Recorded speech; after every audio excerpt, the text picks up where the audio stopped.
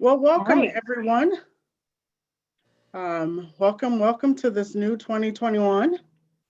Um, Back in full swing, hopefully in your programs. Today's enrichment, we are going to get in talk about grade level reading. Okay, and that's what the focus is going to be for today is getting a little bit deeper into what grade level reading is. But before we get started, just a little bit of housekeeping. Um, to encourage participation, love to see your faces if possible. Utilize the chat box, and we're going to have some open discussions today. But today is going to be in the larger group instead of in our breakout sessions. If you can add your name, that would be nice. That way we can put a name to the face as well as to the voice. It also helps too when you are speaking. Um, when you say your name and then take the floor, we know that who was talking. And as I had mentioned before, definitely utilize that chat box if you want to connect with other people within this today, or if you have any questions to ask, or just simply if you are not, you're kind of camera shy and you want to actually reply or respond, feel free to use the chat box. And then at any time, if you need to step away, that is fine. I understand that this time is during some of yours lunch period where you're taking your break. Feel free to just mute yourself, turn your camera off, and enjoy your lunch if you're having your lunch right now. That way, we're not picking up anything in the background as well. Just being considerate of others. So to continue on, so I want to kind of reiterate this professional development, the objectives of this professional development. So the first session, I had stated that the series is we're going to identify and create ways of filling in the gaps, of ways that we're going to provide complementary learning activities that are focused on literacy, and then also reinforce what kids already know. Okay. And then explore various approaches and perspectives to literacy. So, ways that we can think outside the box, ways that we can bring in literacy into our programs that are not just that typical get a book, sit down, and read.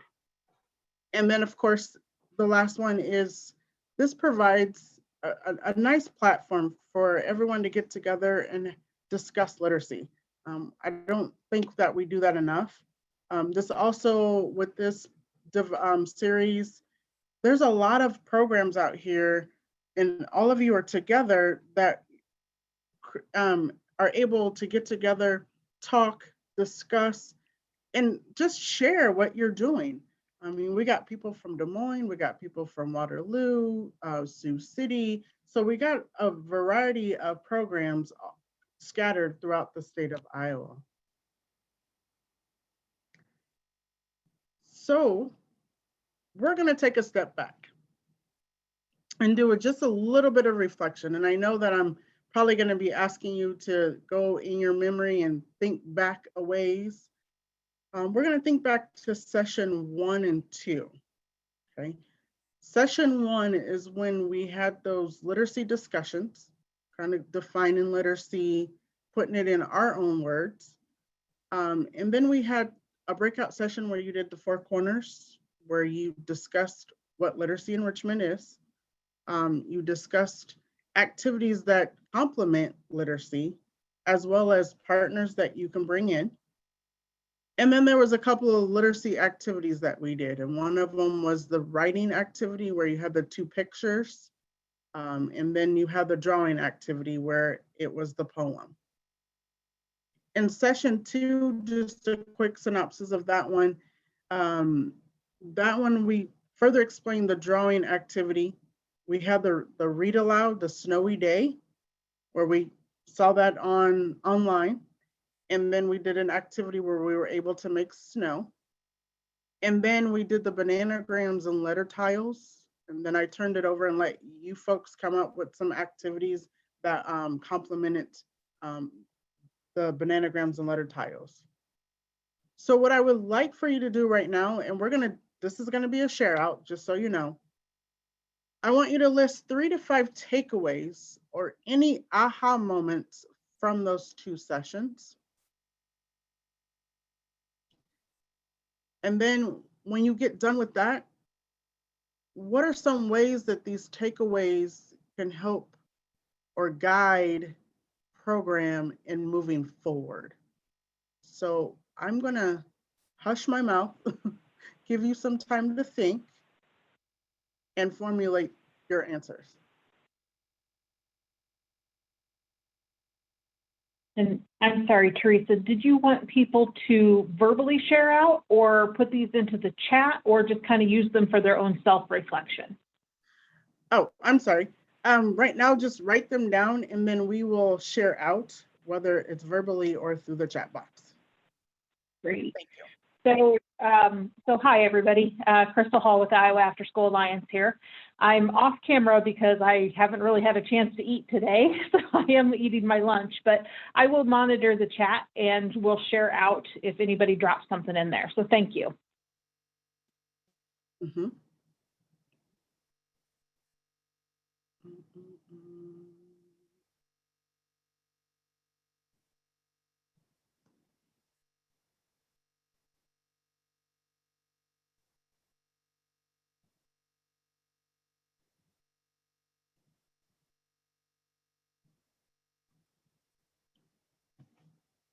And again, I know that this was about a month and a half, 6 weeks ago. Just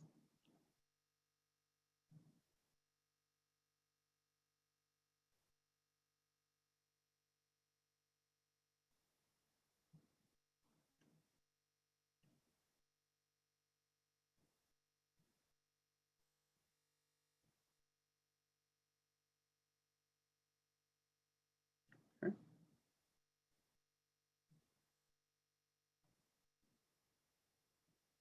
Give you about another minute.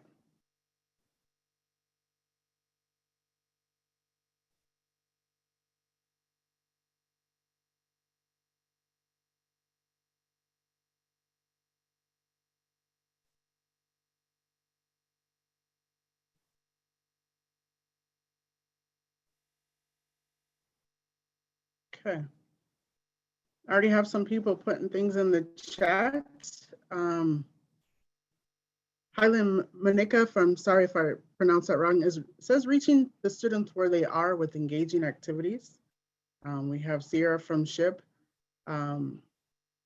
Literacy is more just reading a book. There are so many ways to make it more fun and exciting.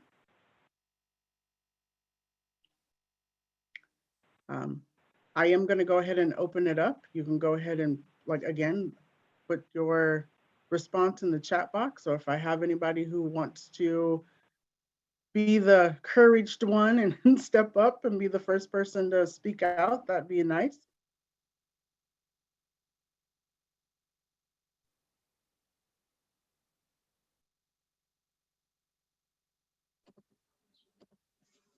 Hey, Teresa. Hello. Oh, Tyler, we beat each other. We did. Go ahead, Brittany. Okay. My takeaways were just kind of creating new ideas from previous games, kind of like the bananagrams is how there's like the bananagrams the game, but then there's also other types of ways to play it or create new types of learning experiences for the kids. I also really enjoyed using photos to create writing activities because I personally really enjoy photography. So I think that'd be something fun to incorporate with the students. And it's something that all educational levels can do, whether you're just learning how to read and write, or excuse me, just write because it's a picture. And so you interpret it however you want and kind of gets those creative skills moving for the students. Okay. And how does those takeaways move program forward? Especially for kids on course, we do enrichments with the students during our programming. So that'd be a fun activity to get their minds shifted compared to just like the reading and math that we do. But focus a little bit on writing as well. Okay. Mhm.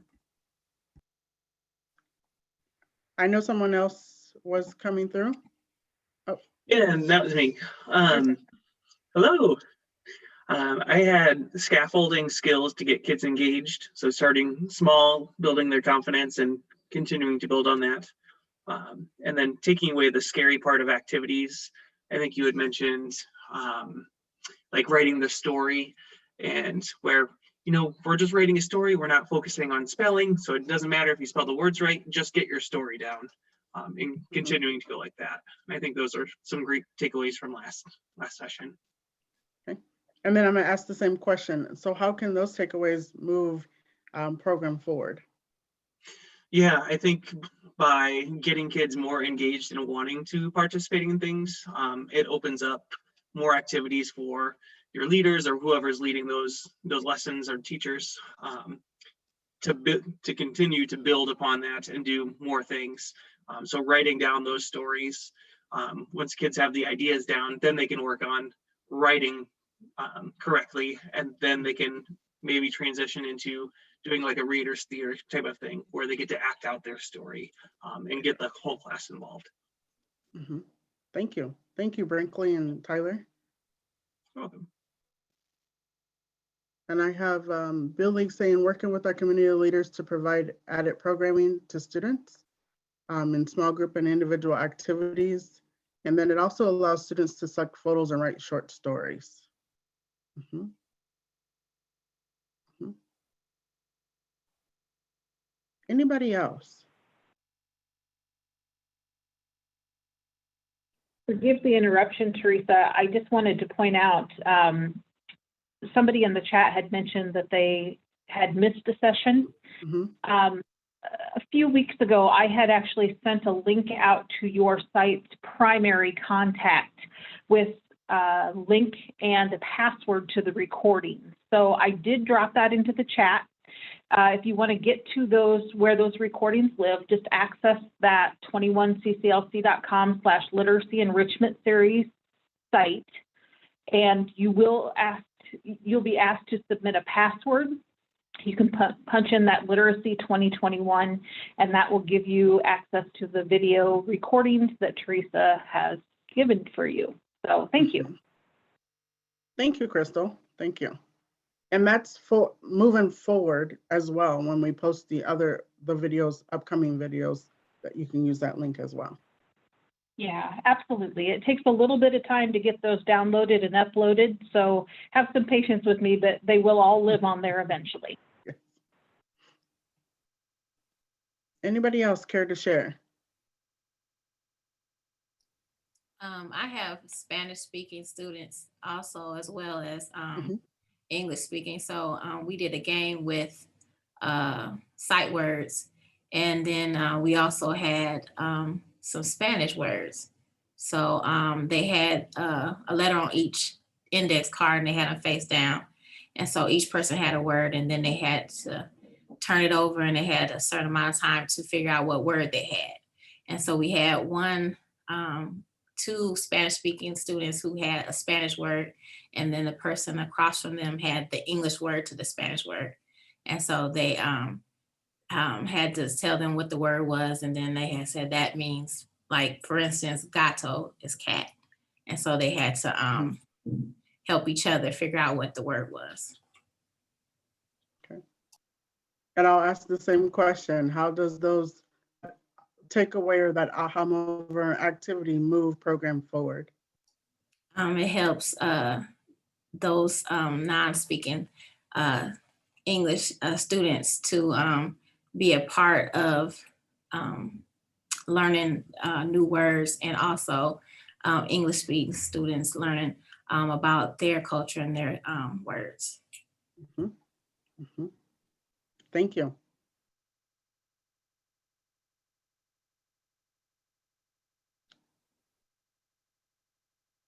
Okay. If there's no one else, I'll go ahead and move on. Get used to doing the reflections. This is something that I have actually incorporated into the sessions. I think reflections are wonderful. It allows for us to just think back to the information that we have, process it, and also helps to retain the information as well. Sometimes if we don't reflect, then it just kind of gets lost or it just sits out there without any movement to it. So moving on. So like I said, this session is about grade level reading. There's 3 parts to this session. The first part is reading proficiency, which is actually the biggest part. Then we're going to get into contributing factors, and then we'll end with ways to foster growth. So moving to the reading proficiency, the first part.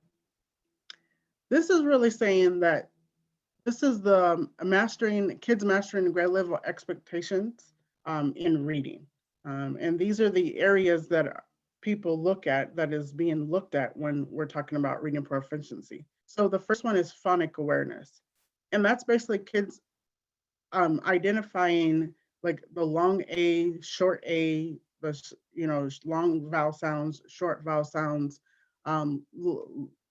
recognizing if I put M-A-T, the word in, how do I sound out the word mat, phonics, if we have words put together, the SH and TH, what those sounds are. And then you have fluency, which is really the rate at which the words that you read per minute. So how kids are reading a sentence, or how kids are reading a paragraph or a page, and the amount of words that they're getting in per minute. And then the next one is vocabulary. And with vocabulary, it's not our sight words. This does not have anything to do with the sight words. This is actual vocabulary words. So if a kid was reading a passage and let's say the word was imagination, would they know what imagination is?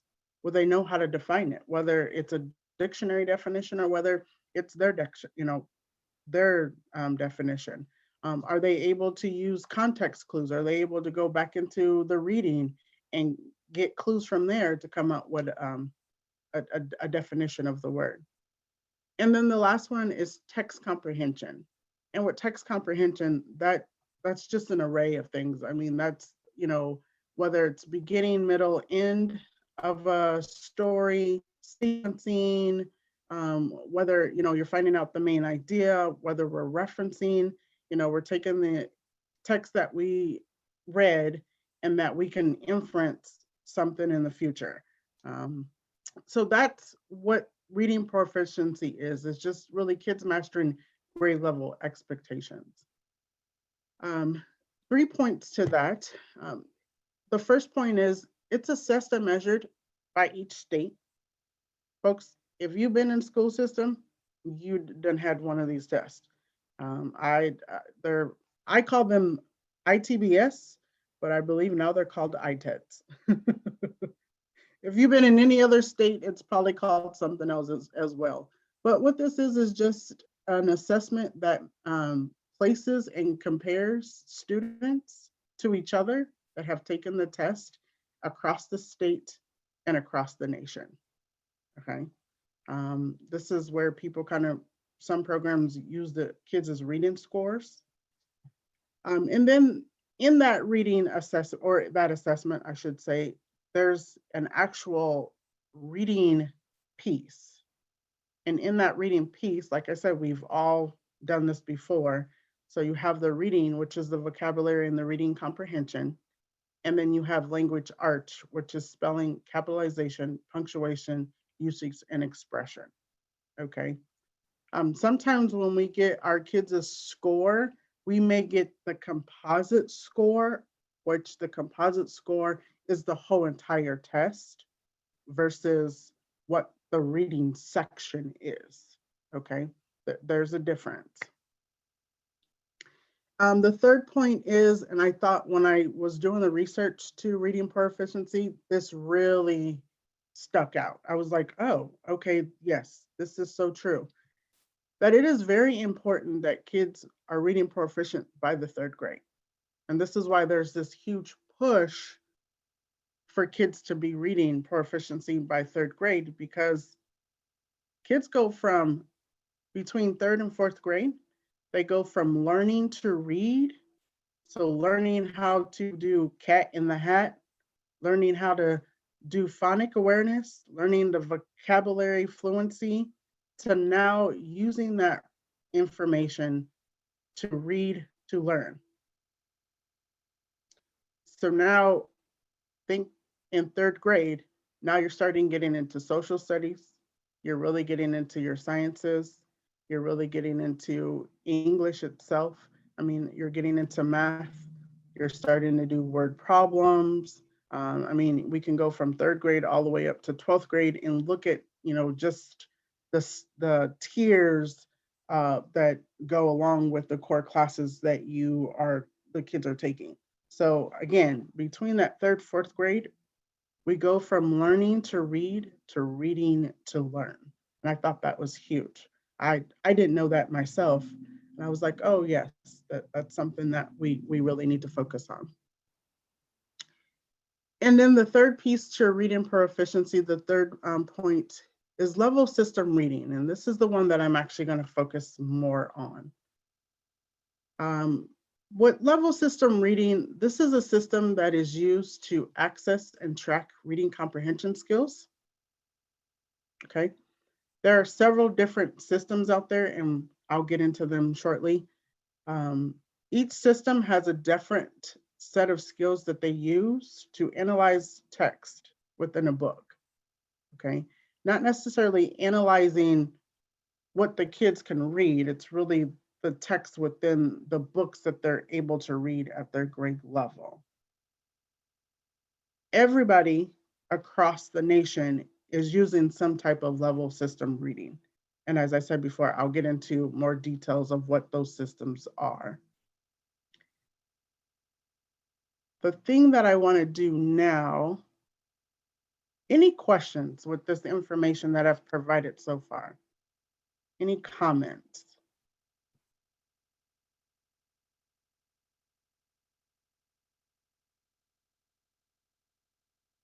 Okay. So I'm gonna just have some fun here. Gonna have some fun. We're going to utilize the annotation key. And to utilize the annotation key, if you go to your screen, I'm trying to think here. If you go down to the bottom where it says mute, stop video, and then it sees participants, you should see on your right-hand side, if you're looking at it, where it says annotate. If you click on that, you'll be able to draw, you can stamp, you can do text. So I'm going to set up a scenario, and then when I give you instruction, that's what we're going to use, is that annotation feature. If you're not able to use that feature, then you can go ahead and put your response in the chat box. So here's the scenario. So you have a parent that is in your program. They come to you and they state, hey, my children are in the 3rd and 5th grade, and here are their reading levels. So my 3rd grader has an AR of 3.6. They have a Lexile level of 810, and they have a reading letter of an N. The 5th grader is at the AR of 5.2, the Lexile level of 950, and the reading letter of an S. Okay. So I want to know, how familiar are you with this information that you're given? And let me explain the faces on the bottom. So the person with the question mark that's kind of scratching their head, that's the person that is like, well, okay, yeah, I thank you for the information and I'll pass it along to the person I need to pass it along to.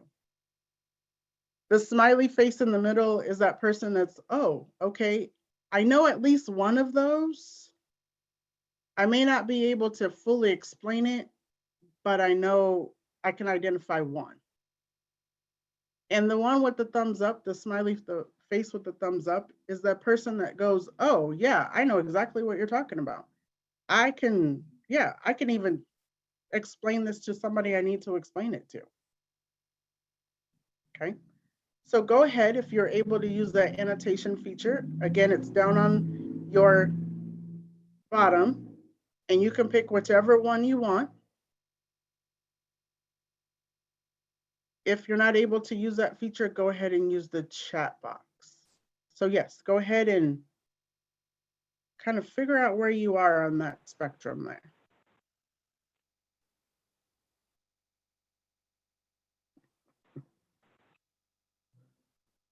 I like the different things that you can use, this stamp and the, or you could do text or yeah. Hearts. Thank you, Caitlin, for your response. Our smiley face has got a cheek tattoo there, Teresa. Yeah, I see it.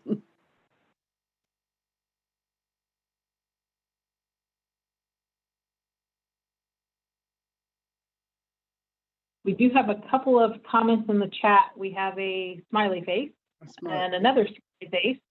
And we do have an actual written statement that says not familiar at all. Mm-hmm. Okay.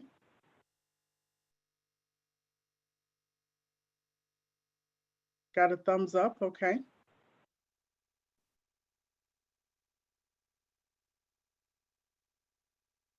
Okay, give a couple more seconds.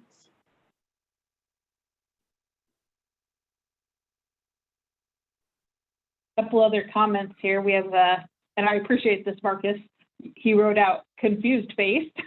And then Cora shared that she recognized, I think perhaps she means the word Lexile from when she was in school, but that's about it.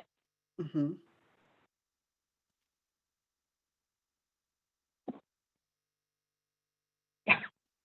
I got you, Cora. We're good.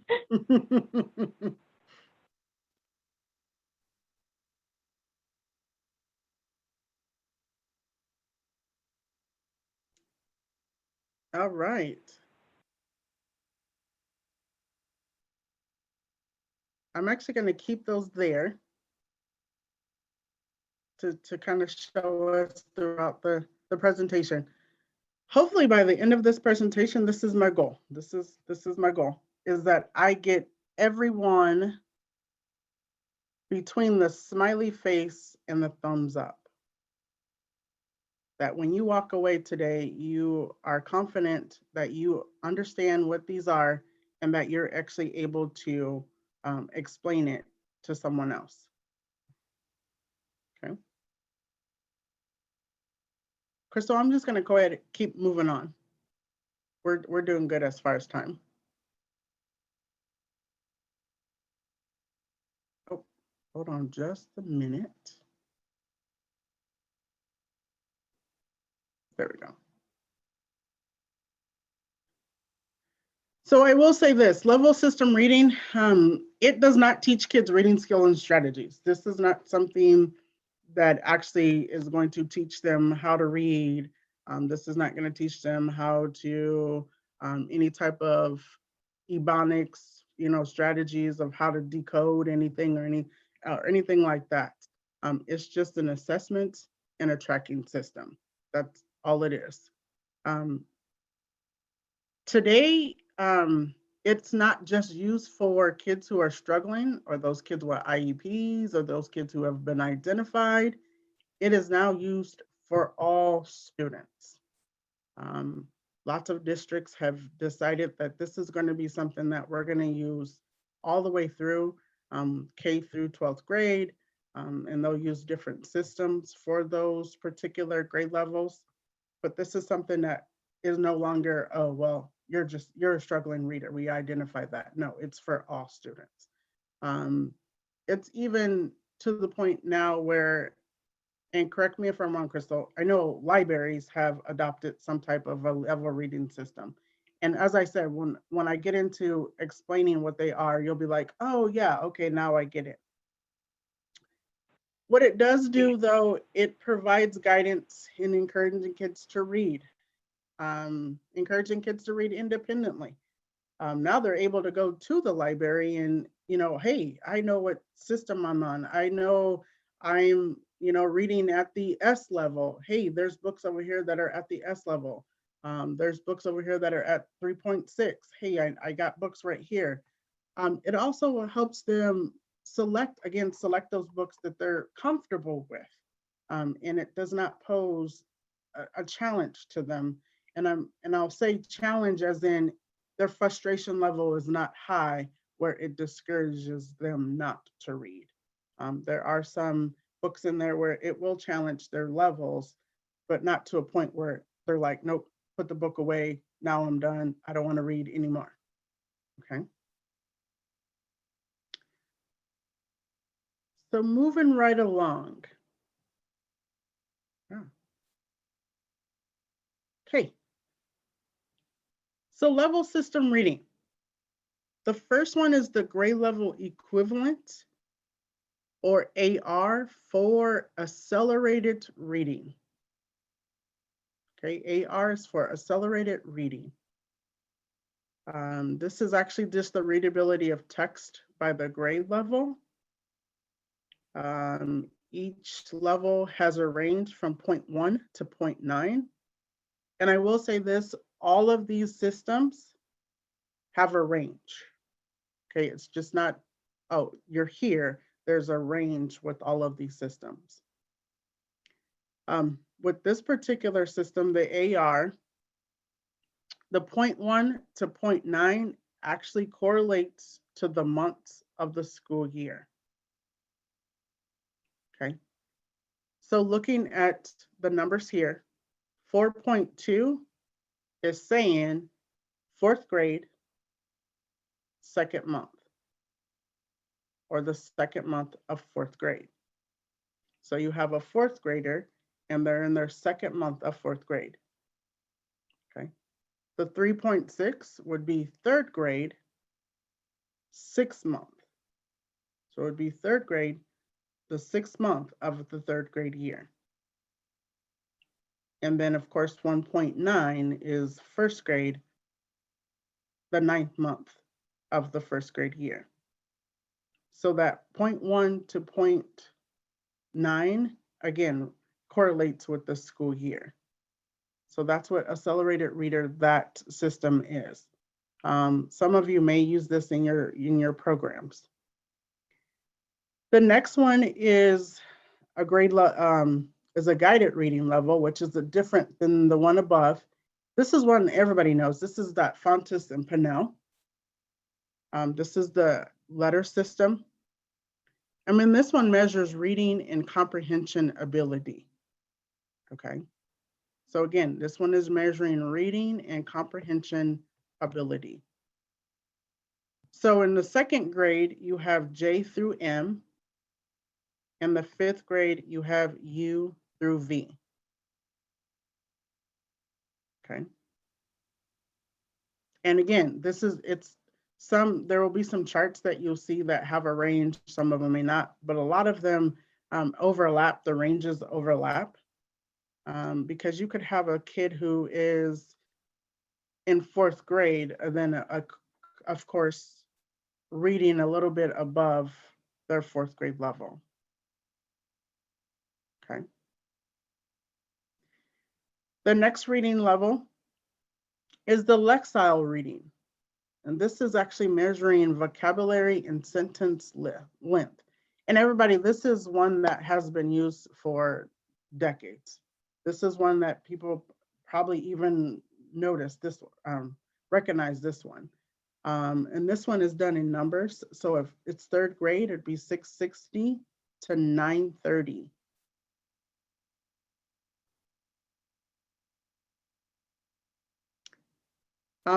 I'm sorry, Billy, which one did you want me to repeat? Guided reading, 2nd grade, JM, and 5th grade, UV. Oh, okay. That's that Fountas and Pinnell, which measures the reading and comprehension. And these are just examples. So 2nd grade is J through M and 5th grade is U through V. You'll know on some charts that there's going to be an overlap with some of the grades. Yeah. And like as I said before, the Lexile reading, everybody's familiar with this. This is a system that has been used, folks, for decades. Has been used for decades. This is one that is kind of a little bit on the challenging side because again, it's measuring vocabulary and sentence length.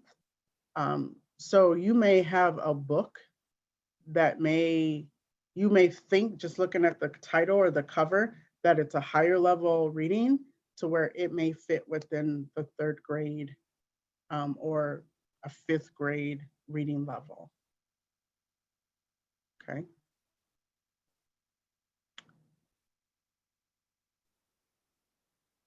And the last one is development reading assessment. This one is a little bit more extensive because you're actually measuring reading accuracy, fluency, and comprehension. This one actually starts off in kindergarten. I just have 1st grade as an example, which starts from 6 to 18, and it goes by 2s. So it jumps by 2. So you'll be 6, then 8, then 10, then 12. Okay. Gonna have a little bit of fun on this particular one as well. Using your annotation again, which level system do you use in your program and or in the district that you're associated with?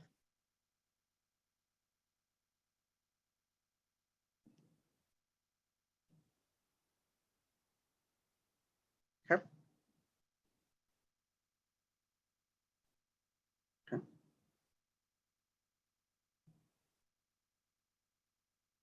And yes, you can use the chat, I'm sorry. Okay. Yeah, Sierra with SHIP says she's honestly not sure. So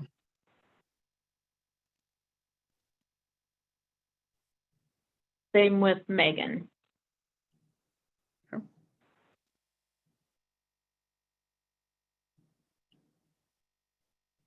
Anybody else? Oh, okay. Highland Maneka says they used all the levels, but your favorite is the DRA. Okay. Yeah, the DRA is, it's like extensive. And I don't know, I don't give the assessment. So, I mean, I don't know how the accuracy is. I mean, that would be, you can ask your teachers. You have teachers in your programs. I mean, this would be a great conversation starter with your teachers. But I do know the DRA, like I said, it covers accuracy, fluency, and the comprehension piece. And then someone says Lexile as a base measure, guided reading to support, yep, our struggling readers. Okay. Okay. Good. Okay. Teresa, if I could jump in with just a quick comment, and please don't take this, folks, as that I'm scolding you in any way, because it's understandable that you wouldn't necessarily know these things.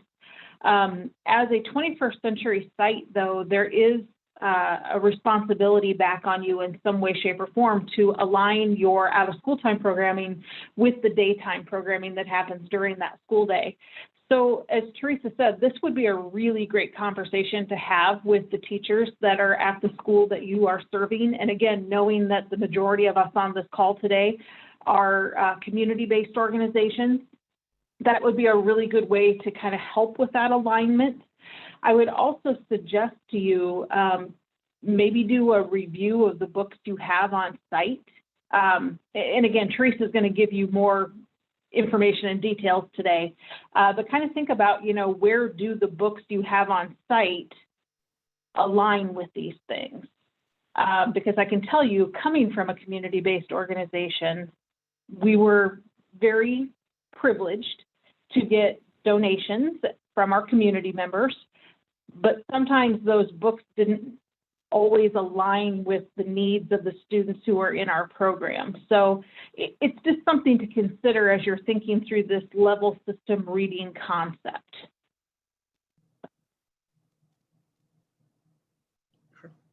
Mhm. Thank you, Crystal. Mhm. Anybody else have any questions, comments?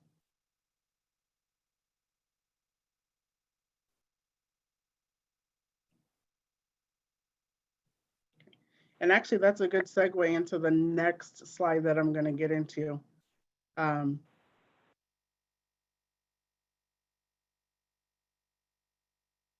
oh, sorry about that, folks. There we go. Very nice segue, Crystal, into what this next slide. So how can you utilize this level system reading? This level system reading is a lot easier to use, to utilize, and it's a lot easier to get scores than if you're getting scores from your ITBS scoring or your ITEDs. Like I said, you're working with teachers in the building. They can give you an overall kind of a quick, dirty assessment of where kids are at. I mean, you don't necessarily have to have an actual score, or you don't actually have to have an actual, like if you're using the accelerated reader, you don't actually have to have numbers. It's just helps you. So you can use this as a base assessment, and I'm saying this as informal. Okay, this is an informal thing that you can do. So you would, in your classrooms, really just be aware of what levels your kids are at.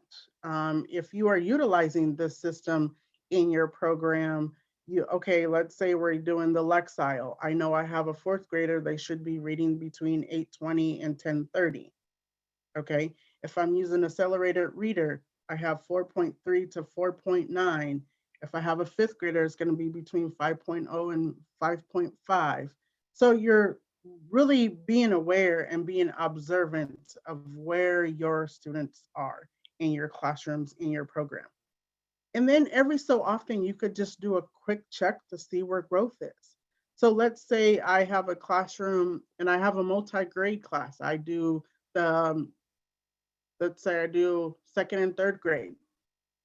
And I got kids that are, let's say, 2.3 and 3.5.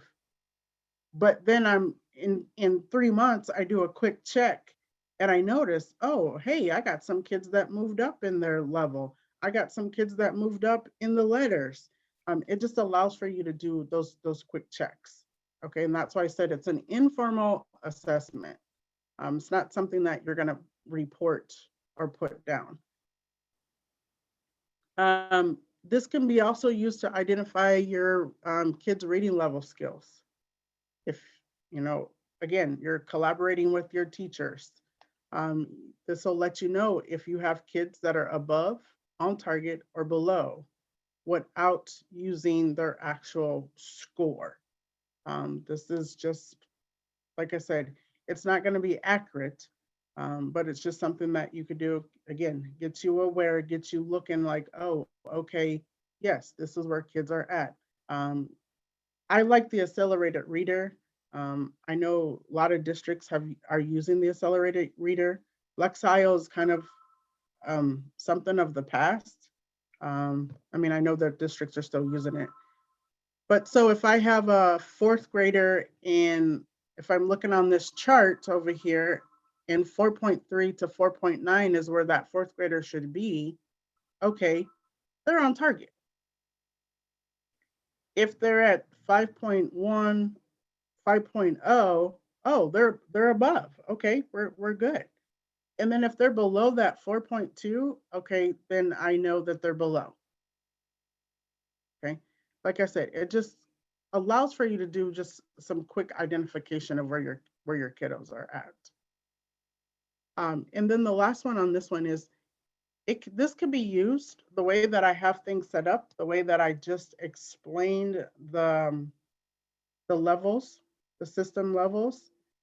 You can use this as a literacy parent night where now you can explain it to your parents. You can break it down to your parents and say, okay, these are the systems that we use in our district. This is what those scores mean. And that way you're engaging your parents. Now they have an understanding of what's going on. They are able to now be more engaged with their kids, more engaged with the school. Because let's not assume that they know this information. And let's not assume that they're going to ask what these scores are, because some parents may not even know how to even go about asking. Did you want to jump in, Crystal? Yeah, I'm sorry. We had I just had a private message sent to me with the question of, are you required or should you know every individual student who comes through your program's reading level? And I'm going to answer this kind of I'm going to answer it two ways. And I'm sorry if this causes confusion, so please feel free to unmute and jump in and join the conversation at this point. So the answer is no, but so remember, as a 21st century site, you are required to enter your data into the APR system 3 times a year, right? So we ask you to enter your summer data, your fall data, and your spring data. Now, when you enter that data, obviously you are not entering information for student A, student B, student C. You're submitting an aggregate data information level, and you're reporting on those GEFRA measures. So does your student's reading score affect those GEFRA measures? Sure it does. That's how they get their grades and so on and so forth. So we're not saying that you have to track each individual student's reading levels to be able to meet your criteria for 21st century reporting data. However, if this is helpful to you in your program to really build up and shore up your literacy enrichment, it might be something that you want to consider. Right now, off the top of my head, and this is based solely on conversations that I've had with sites across the state, I can only think of maybe 1 or 2 places that consistently track that student reading level data. And it's primarily done through FAST scores, which again is a little bit different because you take the data and then you have to figure out where the student is with their reading level. Again, it gets a little bit into the weeds because it could have great benefit for you, but we're not saying it's a requirement. I think, and Teresa, I don't mean to put words in your mouth, but if I could maybe make an assumption about your presentation today is really this is a tool that you can use to make sure that your literacy materials on site are age level appropriate, developmental level appropriate, and then also kind of that parent engagement piece then too. So I'm sorry if that was kind of a roundabout answer. Does anybody want to jump in and clarify anything or call me out on anything? I'm happy to have this discussion with you. I'm going to jump in real quick, Crystal. You are absolutely right. This was not meant for sites to go, oh, now I need to report, or now I need to keep track.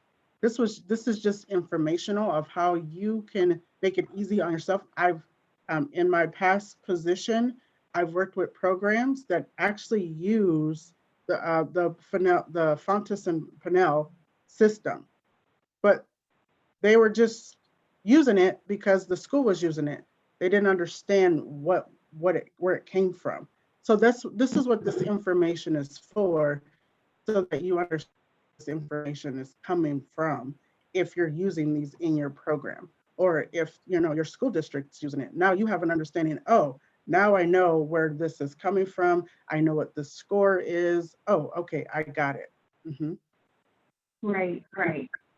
The other kind of comment that I would add into this discussion is just simply that, again, off the top of my head, I can only think of a couple of sites as well who maybe kind of focus a little bit more on those remedial efforts after school. So they may have a group of students who are in a similar reading level cluster that meets every day after school or X number of days during the week to really kind of help them with those vocabulary fluency, you know, those types of issues too. So for those of you who have, who contract or who hire teachers to work in your out of school time program, they are perhaps already doing that. And again, if they're working with the kids during the school day, there's a really strong chance that they already kind of know where that child is in regards to their reading level and can form those groups appropriately.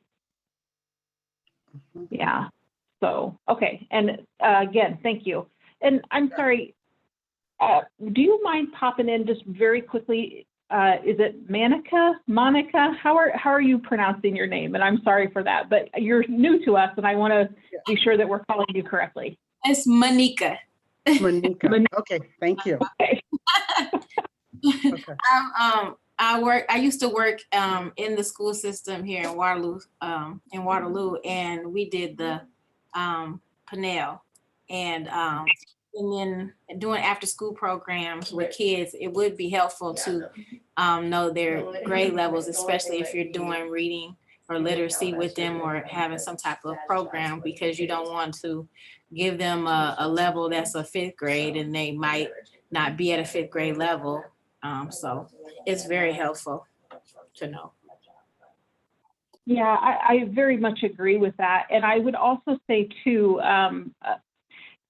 so my part-time job is with my local community library. And I do also think that one kind of gray area that people get caught up in sometimes are those easy reader series books. So you'll have like a pre-reader, level 1, level 2, level 3, level 4. Those don't always, sometimes they do, but they don't always align with a student's Lexile score or their accelerated reader score or something to that effect too. So, so clearly this is something that I am aware of because of my part-time position.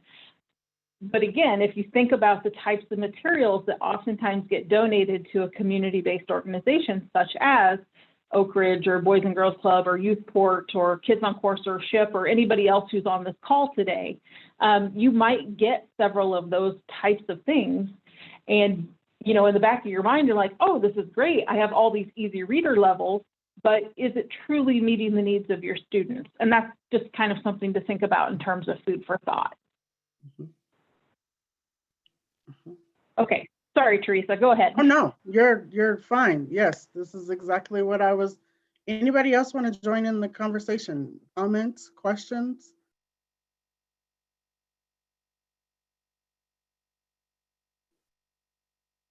Again, just having a knowledge of what your kids are reading. You know, you have teachers in your program. This is part of, and it's also part of that, you know, collaborating, complementing with the school day as well. Just having that knowledge.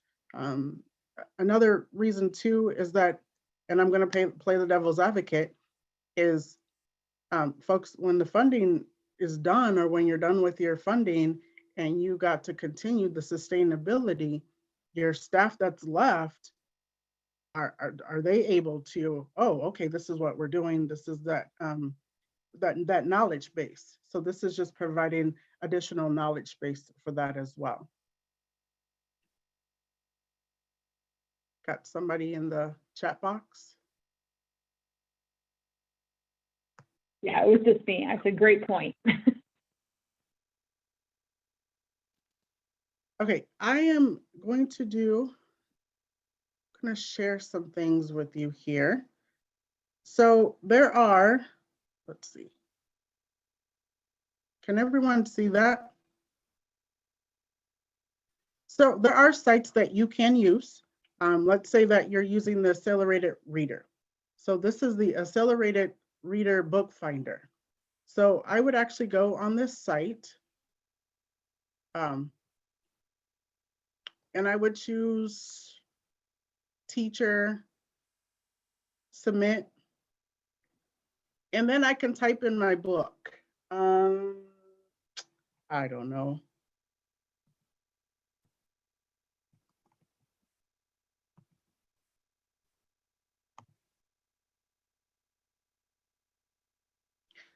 So then it's going to pop up. Hopefully you guys can see that information. Then it's going to tell me, okay, James and the Giant Peach. It's going to tell me who it's by. It's going to let me know what the AR reader points are, where it's at, the AR. And then for some folks, you can do lessons out of here. You can do assessments. I know one of the schools, the districts that I worked with, Wakan District, the middle school, they were actually having kids go on, and the kids were able to do the assessments online. And then they had points that the kids can earn. And if the kids got to a certain point level, there was some type of party that they did to encourage kids to read and to continue with this. So this is the AR. This is only for accelerated reader. So you just type in the title and it'll come up with whatever, and then other books underneath those words as well. And then here's the other one real quick. And we all love Scholastic. Scholastic is like my friend, and hopefully it's everybody's friend. So Scholastic has a book wizard as well. You click on the book wizard. See if I should be able to go to it. You're able to search, again, information. I'm not going to go all the way into it, but you type in your information and it'll give you Lexile. It'll give you Fountas and Pinnell. It will give you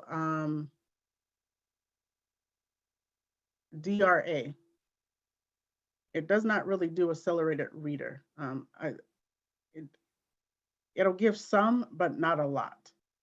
You'll actually, if you want accelerated reader, you actually have to go to their website. And I think that's how it's set up, is that you have to actually use their website. But yeah, so Scholastic also does this as well. Those are two really good sites. And there's other sites out there too. So if you have books that you're not quite sure what the reading levels are, and you're using a particular system, feel free to hop on, put it in the search and have fun.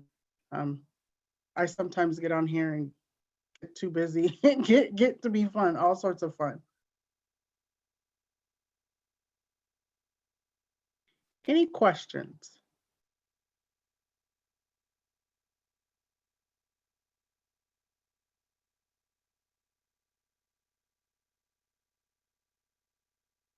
So Teresa, I did put those links into the chat. People, you can hop over there and grab those if you'd like. And then, forgive me if I'm jumping ahead here, Teresa, but did you have a tool or a template that you were going to share out today that also kind of gives the comparison through the different, whether it's the DRA or the Lexile or whatever? No, I was not going to do that, but I am thinking I can. Well, Give me what I would like to offer is I pulled up the one that we use as a cheat sheet at the library where I work, Yeah. which is, it's from the Reading A to Z site. Mm-hmm. So let me grab that link. I'm going to pop that into the chat too. Yep. And that's the one I was going to use. Yeah, I find this to be really helpful. Again, in my part-time job capacity, I may have a student who comes into the library and says, I'm looking for a book that is a level C reader.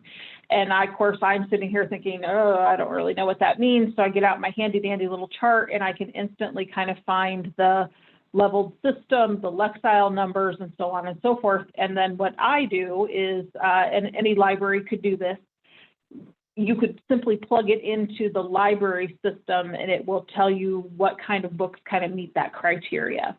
or if a student brings up a book to me and wants to check it out, but also wants to know what the reading level is, I can easily pull that up in the library system. So your librarian should be able to help with those types of services for you.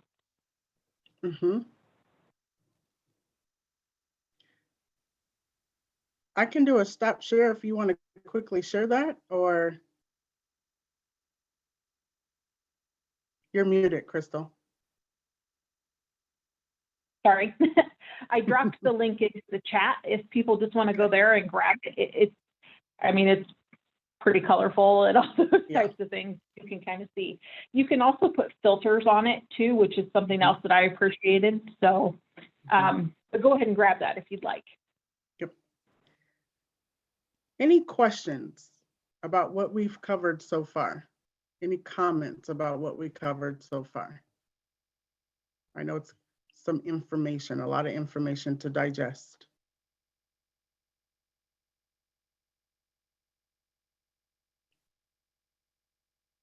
Okay, well, we're going to actually take a 5-minute break. Actually, it'll be a little bit longer than that. It's 1:34. If we can be back here at 1:40. Let's take a break. I'm going to pause the recording so we don't have 5 minutes of dead time here. So let me do that. Okay, you're good to go, Hello. Teresa. Hopefully everybody's coming back. Come on back. Crystal had mentioned a couple of charts. I didn't think I was going to have time today. That's why I didn't pull them up, but I'm glad that she actually mentioned them and put them in the chat box. But here's one of the charts that she had mentioned. It's on the readingatoz.com website. This one is actually a really cool one because this one you actually can determine what fields that you want. So I can go in here and I can go and choose grade, DRA. If we don't use DRA, I can just deselect it. I can do Aegis, Fountas and Pinnell, whichever ones that we use in our district, in your program. And then you can also print this out. So it'll give you the information. And what this chart is, it actually is a correlations chart. So if you're using one system and you want to correlate it to another system, it allows for you to do that as well. Okay. You can go down and you can print it. This website also gives you more information on what level systems are. This is actually a really good site, just a resource, informational resource site. It also has Spanish, so you can transfer it into Spanish as well.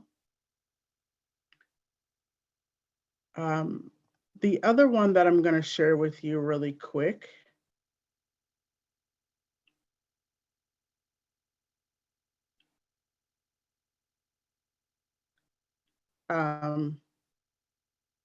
is another correlation chart.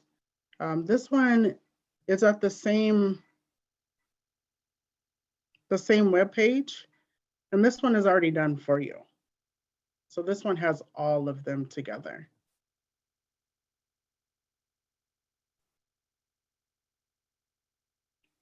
And this one even has those PM readers that we were talking about,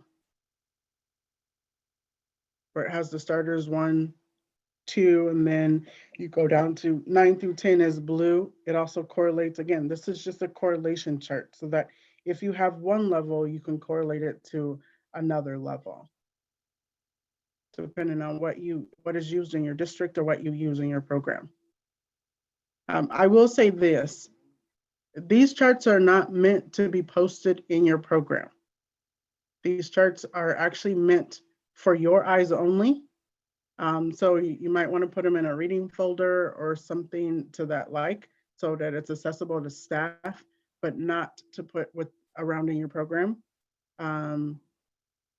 We all know that, kids are not really nice to each other.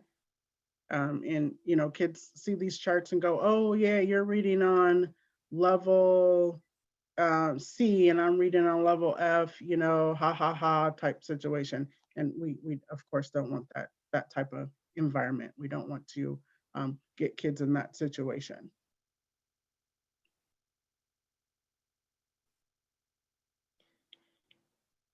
So any questions? Again, any questions that you have on the information that has been presented so far? Again, this makes it for a great parent night. You can break down your reading levels.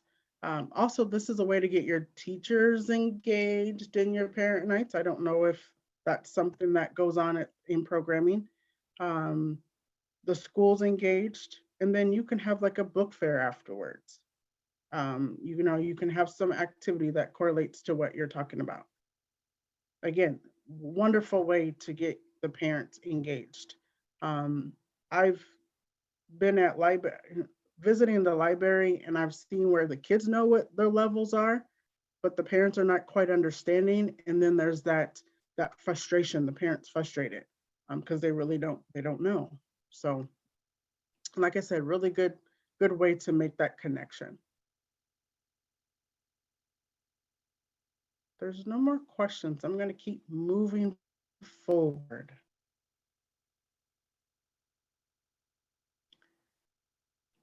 So here are some 4 common contributing factors. These are both positive and negative. When I was doing the research, these are the factors that kept coming up, the most common ones that kept coming through the research. So the first one is family stressors. So you have children that are coming from all sorts of different family backgrounds, family makeup. You know, we can't, today we cannot assume that they're coming from a 2-parent family or even a single parent family. I mean, they may be staying with grandparents, they may aunts and uncles coming from the foster system. So you have just those family stressors that go on, whether it's an economic situation, whether social and emotional, or, you know, just things within the community itself. And then you have chronic absences. So this is really kids missing a pretty good amount of school, amount of class time. So they're missing that teacher instruction, which is now the teacher is delivering content, is, you know, providing those skills, strategy skills, those practice skills. And we've all dealt with kids that are always the ones that are playing catch up, and how frustrating that can be when you have those kids that are always playing catch up. Another common factor is school readiness. So are children attending early childhood? You know, are they in preschool? Because these programs provide kids with the basic skills. You know, they're learning their letters, they're learning their numbers, they're learning how to recognize their name, to the point where they're learning even how to say their name. And then it also provides them with that being socially prepared for when they actually step into the school environment. And then the last one is quality teaching, and that's regardless, in the home, the community, the school setting, you know, having where we have those learning opportunities that provide academic success, that keep the kids engaged as well as parents engaged. Are they coming from a pretty good support system? You know, we have those kiddos that support system is not really good at home. You know, are we providing a good support system? Not just parents, but are we providing a good support system as well? And then, you know, the community engagement and advocacy, and really just kind of getting out in the community and talking about leadership. And I mean, not leadership, excuse me, literacy. And what literacy enrichment is, and what does that look like? And how can community partners, community members that you bring into your program, how can they take that to the next level? And then supporting effective teaching strategies, whether it's in the classroom or whether it's in your program, okay? Whether it's in the individual classroom or whether it's in your overall programming. having those supports in to of excuse me to support your staff, to support everybody that's there. Any questions or comments on the 4 common factors? Feel free to speak, or you can speak or in the chat box.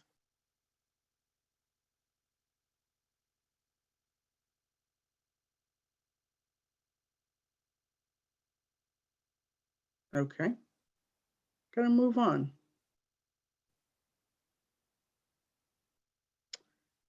So ways to foster reading proficiency. And I'm gonna kind of let folks read this because there's a connection here. When you're reading through the bolded pieces, there's a connection between those and what our objectives are for this series. So I'm gonna just be quiet for about a couple of seconds, kind of let you read through, and then I'll further explain.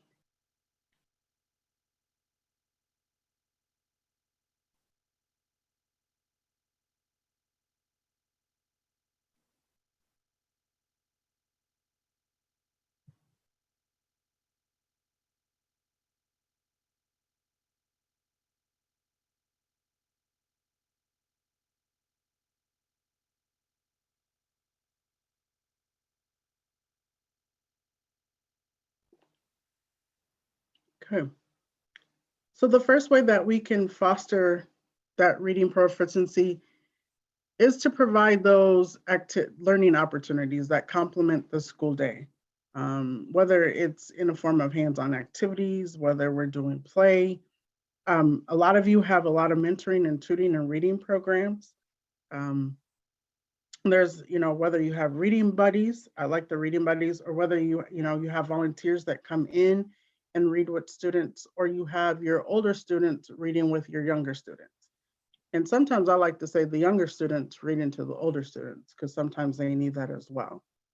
And just taking things beyond the school day, going beyond what's, they do in their school day and bringing it into the programs. The second one is develop or enhance basic literacy skills. So again, you're providing opportunities that will develop, enhance student skills. And sometimes it may be even teach those student skills. Whether they lack it, or or you're just reinforcing the skills that they already have. The third one is the going beyond traditional literacy, really stepping outside that box and being comfortable to step out that box. Also having that support that you're able to step out of the box. Sometimes we may feel that we don't have the support to go outside to stretch our minds and reach out for the new ideas and bring those into programming, but just going beyond those traditional ways. And then the last one is to engage youth in the ways that will foster lifelong learning. Folks, we want to create opportunities. We want to teach opportunities that this is going to carry on after they leave our program. This is going to carry on back into school when they go back to schools. This is going to carry on after they graduate from high school. I'm just going to share a quick story with you. I'm an avid reader. I love to read. I really didn't get into books until I got into high school. And the story that I'm going to share is I had my freshman English teacher came to me one day and she says, "I got a book for you." And I said, "Okay." And she's like, "It's the funniest thing." And I said, "Oh, okay." And she's like, we go to her room and she pulls out this book. My last name is Slaughter. The book that she pulls out is Slaughterhouse-Five by Kurt Vonnegut. I started reading the book, got really interested in the style of his writing, ended up reading like Cat's Cradle and some other things. I did have an opportunity to meet him, but due to the weather, it didn't happen. But yeah, it was like, wow, okay. So with that, it took me and pushed me in other ways that I would not have been pushed, just all by the fact that my last name is Slaughter and she bought a book called Slaughterhouse 5. So yeah, so like I said, engaging students to where they're doing this outside beyond our programming. They're doing this beyond high school. So any questions on what these last two slides?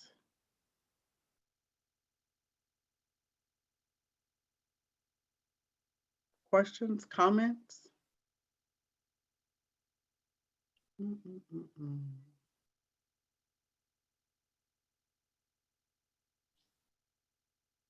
Nobody?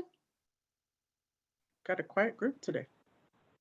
Teresa, I think you maybe hovered your mouse over slides that you didn't necessarily mean to, because now you're back up onto slide 8, which maybe you did mean to go there, but just wanted to let you know.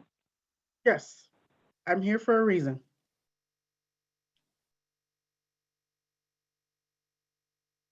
Yes, it is a lot of information, a lot of new information today, a lot of information to process today.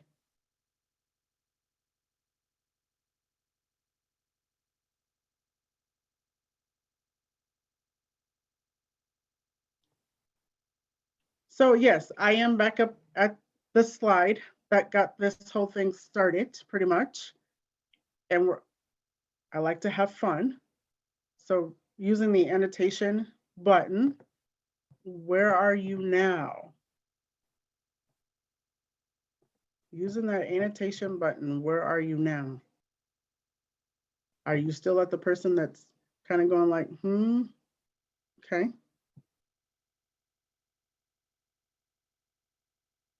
And that's okay if you're still there going like, I'm still thinking, I'm still processing the information.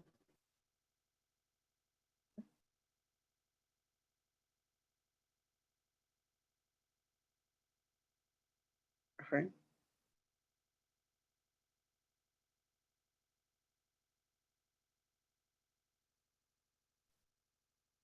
And again, that middle one is just kind of like, okay, I'm able to identify, got it. The one with the thumbs up is like, oh yes, we're in there. Okay. Again, you can put it in the chat box as well.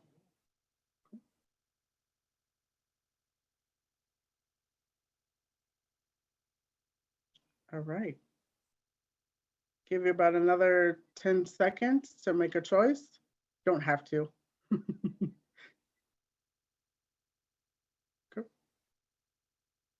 Got thumbs up in the chat box.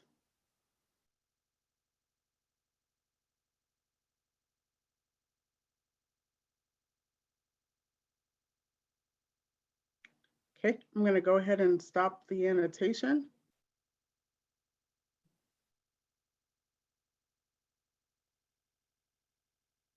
I see someone in the chat box. Another thumbs up. Okay.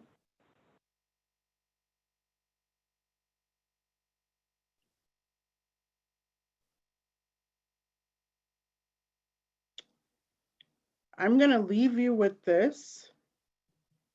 Today was a lot of information just to digest into whether you want to take it and look it up, go further with it, look things up. There's the Works Cited page if you want to, look up more information on that, what the levels are.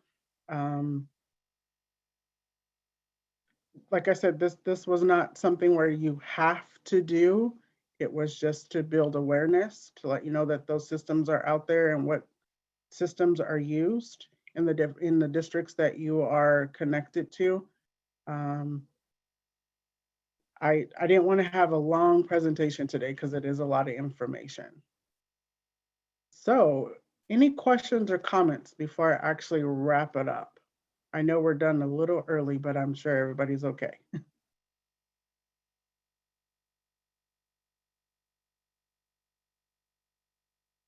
questions about the level systems, the reading proficiency, the common factors, how you can foster growth.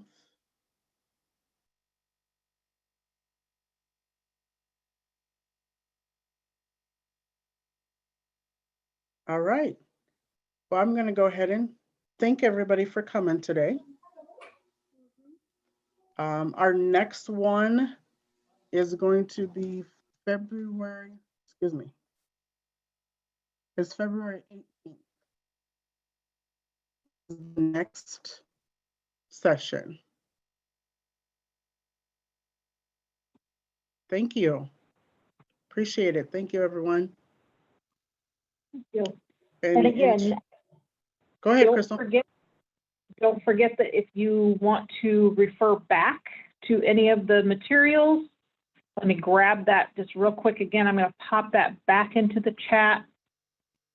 You can access those recordings at that link that I just put in there with the password that is also in there. And we'll also include the chat file on that web page, so you'll be able to access the recording and the presentation and the chat file. So you can grab those links if you'd like. Mhm. And again, thanks everybody for your time today. I'm going to go ahead and stop the recording. If you